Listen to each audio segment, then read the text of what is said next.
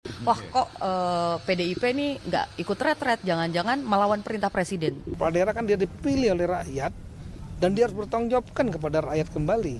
Bahwa ketika seseorang menjadi gubernur, menjadi bupati, menjadi wali kota, maka ikatannya menjadi ikatan struktural pemerintahan, bukan ikatan politik. Kalau misalnya kepala daerah PD Perjuangan tetap bersikukuh untuk tidak hadir dalam acara retreat, pemerintah pusat itu punya namanya executive toolbox, yaitu satu modal politik yang dimiliki oleh pemerintah pusat dalam rangka bergaining dengan pemerintah daerah.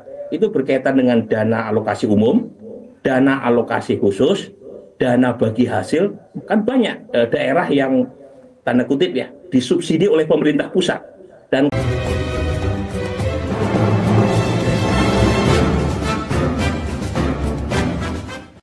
sampai hari ini masih ada 47 kepala daerah kader PDI Perjuangan yang tidak mengikuti retreat. Nah, apa saja kerugian dari kepala daerah yang tidak mau mengikuti retreat? Kemarin sudah dibocorkan oleh Menteri Dalam Negeri Tito Karnavian bahwa retreat ini kemungkinan hanya dilaksanakan 5 tahun sekali.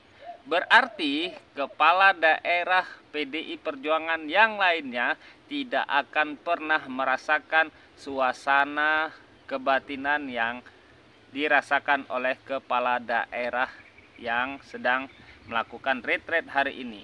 Selain itu, ada analisa menarik dari Profesor Burhanuddin Muhtadi dan diamini oleh Wamen Kemendagri Bima Arya. Apa analisanya? Kita simak videonya. Mas Burhan, sudah hari ketiga retret. Para kepala daerah PDIP juga dalam posisi standby di Magelang. Pramono Anung juga sudah ditugaskan sebagai jembatan partai dan pemerintah. Bahkan para kader PDI Perjuangan juga masih berdatangan ke rumah ketua umumnya. Jadi, Mas Burhan, sikap apa yang akan diambil oleh PDIP? Tegas tidak ikut retret atau akan ikut? ya ini masih tarik ulur ya di belakang layar berkaitan dengan permintaan Ketua Umum Ibu Mega kepada kadernya yang terpilih sebagai kepala daerah dalam pilkada serentak tahun lalu untuk menunda retreat. Tetapi sore ini sudah ada beberapa kepala daerah dari PD Perjuangan yang ikut retreat meskipun belum ada pencabutan instruksi Ketua Umum berkaitan dengan permintaan penundaan. Di antaranya tadi Bupati Lebak terpilih, Hasbullah ya, kemudian juga Bupati Brebes, Bupati Malang, dan beberapa wilayah lain. Jadi sepertinya ada beberapa kepala daerah dari PD Perjuangan yang secara tidak langsung itu melakukan pembangkangan terhadap instruksi Ketua Umum, dan itu mungkin berkaitan dengan lamanya proses terkait dengan kapan mereka harus menunda. Kan sebelumnya Eva sudah ada gesture dari PD Perjuangan dengan melakukan pertemuan di Kota Magelang, tak jauh dari tempat retreat yang dilakukan nih. Tetapi sepertinya kabar yang saya dengar, Mas Pramono Anung sudah balik ke Bandara Jogja. Dan kalau misalnya itu yang terjadi, artinya tidak terjadi semacam deal di belakang layar. Karena info yang beredar di media, lagi-lagi di info yang bisa salah ya, di belakang layar kan sudah ramai nih gosip yang berkaitan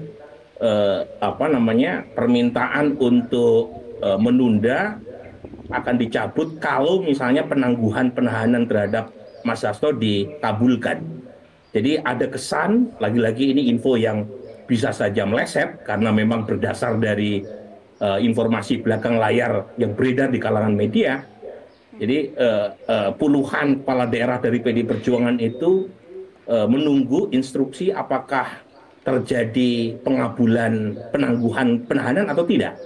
Kalau misalnya dikabulkan, instruksi penundaan bisa langsung dicabut. Tetapi kalau ternyata pemerintah tidak menggubris permintaan itu dengan asumsi gosip yang beredar di kalangan media itu benar, berarti ya tinggal adu kuat ya, apakah mereka ikut retreat atau tidak, terserah dari kepala daerah masing-masing. Nah masalahnya Eva, masalahnya nih ya, kalau misalnya kepala daerah PD Perjuangan tetap bersikukuh untuk tidak hadir dalam acara retreat, pemerintah pusat itu punya namanya executive toolbox, yaitu satu modal politik yang dimiliki oleh pemerintah pusat dalam rangka bergaining dengan pemerintah daerah. Itu berkaitan dengan dana alokasi umum, dana alokasi khusus, dana bagi hasil. Kan banyak daerah yang tanda kutip ya disubsidi oleh pemerintah pusat. Dan kalau misalnya mereka tidak ikut retreat, itu setelah mereka menjabat, resmi menjabat ya, setelah dilantik, itu akan dikhawatirkan kesulitan untuk bernegosiasi dengan Pak Wamen gitu ya, atau dengan Kementerian Keuangan. Nah ini Kita mungkin yang tanyakan ya dipikirkan ke oleh Pak Wamen, sebagian- Mas Burhan. Kita Ya, tanyakan tadi soal dan itu yang- eksekutif toolbox. Baik, kita tahan dulu sampai di situ. Eksekutif toolbox apakah akan digunakan? Apalagi ini berkaitan dengan dana-dana yang akan digunakan oleh para kepala daerah. Iya Eva, jadi kami yakin bahwa seluruh teman-teman Kepadari itu pasti akan juga menghitung, mempertimbangkan. Ada hal-hal yang tidak bisa mereka dapatkan dalam waktu jangka pendek ini, yaitu keakraban, begitu ya, dengan sama peserta, pemahaman tentang asta cita. Tetapi dalam jangka panjang, persis seperti yang Prof. Burhanuddin tadi sampaikan, Kemendagri ini kan punya stick and carrot. Kemendagri ini kan juga punya sistem bagaimana kita mengevaluasi kinerja pemerintah daerah, bagaimana kita melakukan pembinaan supervisi kepada pemerintah daerah. Ya bagi kepala daerah yang hadir di sini, chemistry ini kan sudah dibangun, kami menjadi lebih akrab dan lebih mudah bersinergi, berkoordinasi. Tetapi bagi yang tidak hadir di sini, ini kan nggak mudah lagi menemukan momentum-momentum di sini untuk membuat chemistry tadi, begitu ya. Dan kita berharap tentunya ketika hadir di sini punya pemahaman yang utuh tentang mekanisme koordinasi, punya pemahaman tentang pembagian kewenangan, maka koordinasi akan enak begitu. Tetapi kalau tidak hadir di sini, nah ini perlu usaha tersendiri untuk kembali menyamakan frekuensi yang tentu tidak mudah tadi. Begitu kira-kira. Oke, ini apakah juga berkaitan Pak Wamen dengan statement dari Menteri Dalam Negeri Pak Tito soal kalau tidak hadir ya mereka sendiri yang rugi. Apakah ini kerugian termasuk kerugian jangka panjang akan dipersulit dalam nanti misalnya mengurus dana alokasi umum, dana alokasi khusus? Tidak mungkin Kemendagri secara sengaja mempersulit itu, tidak begitu ya. Tetapi semua pilihan itu ada pada kepala daerah.